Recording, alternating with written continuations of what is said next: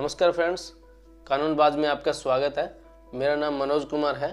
काफ़ी साथियों के मेरे पास फ़ोन कॉल्स आती है कि इंतकाल क्या होता है, फ़र्द क्या होती है, जमाबंदी क्या होती है, तो इस प्रकार से कई बार फ़ोन आते हैं। लेकिन काफ़ी सारी शब्दावली जो रेवेन्यू रिकॉर्ड के अंदर जो होती है वो उर्दू के अंदर होती है। तो मैं आपको यहाँ ज़मीन और राजस्व रिकॉर्ड की सभी जो शब्दावलियाँ हैं उसको विस्तार से बताऊँगा। तो आज मैं आपको बताता हूँ गिरदावरी और खराबे के बारे में। किस किला नंबर में कौन आदमी क्या फसल बो रहा है, क्या फसल जोत रहा है, इसको बोलते हैं गिरदावरी। मतलब इंस्पेक्शन को ही गिरदावरी बोलते हैं यहाँ पे। मतलब कि काश्तकार कौन है उस भूमि के ऊपर, वो गिरदावरी है। यहाँ पे मालिक से अभी कोई लेना देना नहीं है। गिरदावरी का मतलब है काश्तकार। जब आप फर्द और जमाबंदी में आपको बता दूं एक ही होती है। तो जो जमाबंदी होती है उसके अंदर एक साइड में मालिक का नाम होता है, एक साइड में काश्तकार का नाम होता है। जो काश्तकार का नाम होता है मतलब कि उस भूमि को कौन जोत रहा है वो होता है। कई बार क्या होता है कि काश्तकार कोई और होता है एक्चुअल में, और दस्तावेज में कोई और चला आ रहा है। तो ये हमें देखने योग्य बातें होती है। गिरदावरी में लिखा क्या जाता है आप सुनिए।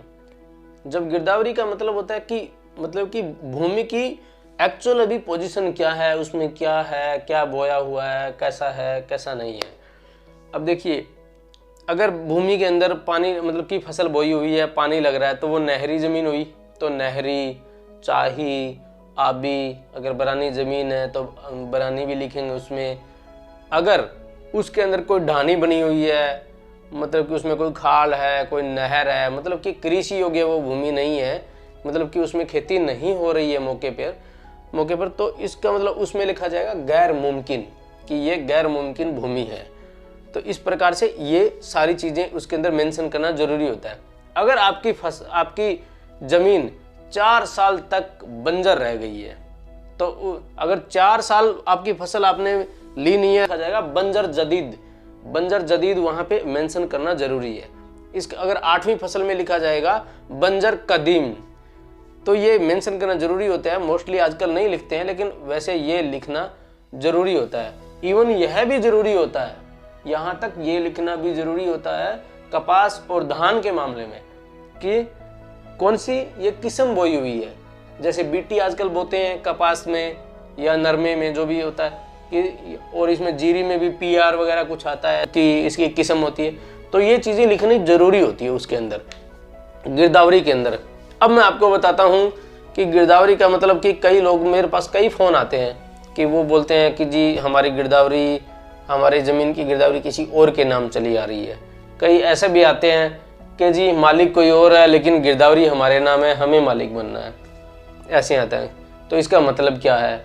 कई ऐसे भी आते हैं कि जी गिरदावरी में गैर मोरूसी लिखा हुआ है, मोरूसी लिखा हुआ है, तो इसका क्या करना है। अब मैं आपको बताता हूँ कि गिरदावरी के अंदर तब्दीलियाँ कैसे होती है। मान लो अगर आप 2-3 भाई हैं, या गिरदावरी एक आदमी के या 2 आदमी के किसी के चली आ रही है, आपने उसमें तब्दीलियाँ करवानी है, या कोई और मतलब कि उसमें ज़मीन में हिस्सेदार हैं, या फिर जिनको साझा खाता बोलते हैं कि उसी खाते के अंदर उनकी भी ज़मीन है, उनकी भी पड़ती है। तो वो क्या होता है कि अगर दोनों पार्टी सहमत हैं तो आराम से हो जाती है। दोनों पार्टी अपना एफिडेविट दे दें और तहसीलदार के सामने, और तहसीलदार अपना उस चीज़ को उसमें अपना ये गिरदावरी अपना तब्दील कर सकता है। काश्तकार तब्दील कर देगा, वो कहेगा जी हाँ जी ये मौके पे काश्त करता है, वो कहेगा हाँ जी मैं काश्त करता हूँ, ठीक है। और उसके बाद में 2 आदमी की गवाही होगी, चाहे वो नंबरदार हो या सरपंच हो या पंच हो, कोई भी हो। तो इस प्रकार से अगर सहमति से वो हो जाता है। अगर सहमति नहीं है, जिस आदमी को गिरदावरी में तब्दीली करवानी है कि काश्तकार मैं नहीं हूँ, काश्तकार जी नहीं, वो अगर ये कहेगा कि काश्तकार जी मैं हूँ, वो नहीं है, वो झूठ बोल रहा है, तो फिर अगर ऐसे किस उसको करवाना है तो वो कोर्ट के अंदर दायर करेगा, मतलब कि तहसीलदार के पास दायर करेगा। उसके बाद में तहसीलदार दोनों पार्टी को समन करेगा, उसके बाद में उनको बुलाएगा, उनकी आर्गूमेंट सुनेगा उनके वकील के थ्रू, या फिर वो खुद आए वहाँ पे अपने एविडेंस दें। मौजूद लोगों से भी पूछा जाएगा, खेत के अड़ोस पड़ोस में जो लगने वाले जो किसान हैं उनसे भी पूछा जाएगा कि इस खेत को एक्चुअल में जोतता कौन है। और उसके बाद में सभी के सिग्नेचर होते हैं, मौका मुआयना होता है, कानूगो, पटवारी, तहसीलदार सब उस वहाँ पे जाके देखते हैं। उसके बाद में तहसीलदार एक ऑर्डर सुनाता है कि हाँ इस भूमि पे ये आदमी काश्त करता है, इसके नाम होता है। ये एक आपको एक पटवारी एक अलग से बना के देता है कि ये मौके पर ये इस भूमि के ऊपर काबिज है, इसको बोलते हैं गिरदावरी। और मैंने आपको खराबे की गिरदावरी पहले बताया था। अब मैं आपको ये भी बता देता हूँ कि गैर मुरुसी, जैसे गैर मुरुसी कोई गिरदावरी है तो गैर मुरुसी गिरदावरी तो तहसीलदार के पास लगा सकते हैं, लेकिन मोरूसी गिरदावरी तहसीलदार कभी भी बड़ा मुश्किल है कि वो उस चीज़ को चेंज कर पाए, क्योंकि उसके लिए सिविल कोर्ट में आपको जाना पड़ेगा मोरूसी गिरदावरी के लिए। अब मैं आपको ये भी बताता हूँ, गिरदावरी एक साल में 2 बार होती है। एक बार होती है अक्टूबर में फसल खरीफ की गिरदावरी होती है जिसको हम बोलते हैं सावनी, और एक बार होती है फसल रबी की जिसको हम आषाढ़ी बोलते हैं, वो होती है मार्च के महीने के अंदर।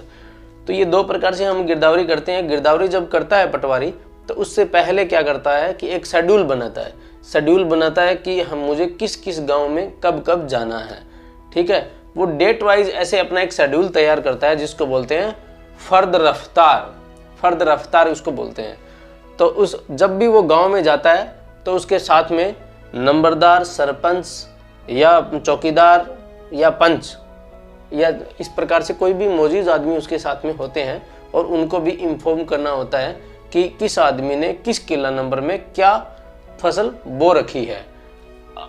इसके अलावा क्या होता है कि उसके बाद में वो उसके अंदर गिरदावरी में लिखता है इस बात को, लेकिन अगर किसी की फसल खराब हो जाती है तो इस 2 गिरदावरी के अलावा जो सरकार होती है किसी भी राज्य में, वो एक स्पेशल गिरदावरी अनाउंस करती है कि स्पेशल गिरदावरी की जानी चाहिए, जो कि खराब हुआ है, फसल नष्ट हुआ है या फिर कितना खराब हुआ है उसके लिए।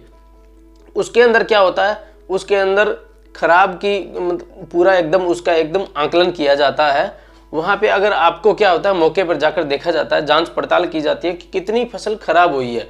अगर आपकी 25% फसल खराब हुई है तो आप ये मानिए क्या मतलब कि ऐसा होता ही है, 25% अगर आपकी खराब है फसल तो आपकी फसल जो है बिल्कुल ठीक मानी जाएगी। उसको गिरदावरी के अंदर पुख्ता लिखा जाएगा, पुख्ता, कि आपकी फसल बिल्कुल भी खराब नहीं है, मतलब कि आपकी सब ठीक है। और जो भी खराबा होता है उसको लाल स्याही से गिरदावरी के अंदर लिखा जाता है।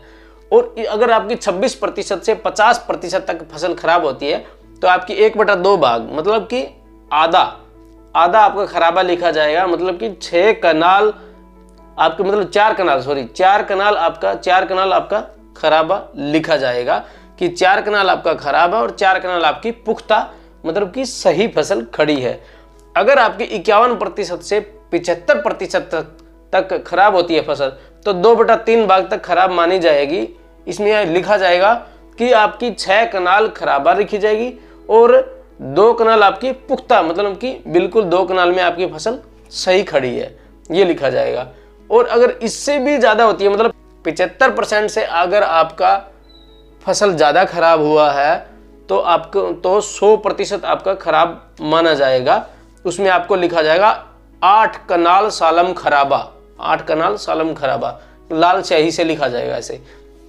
तो वो एक गिरदावरी बन के जाती है और फिर उसके बाद में नुकसान की सरकार अपने हिसाब से मुआवजा या किसी भी रूप में उसको भरपाई करती है। और लास्ट में एक बात बताऊंगा कि किसान आंदोलन चल रहा है, तो बढ़ चढ़कर भाग लीजिएगा। Thank you.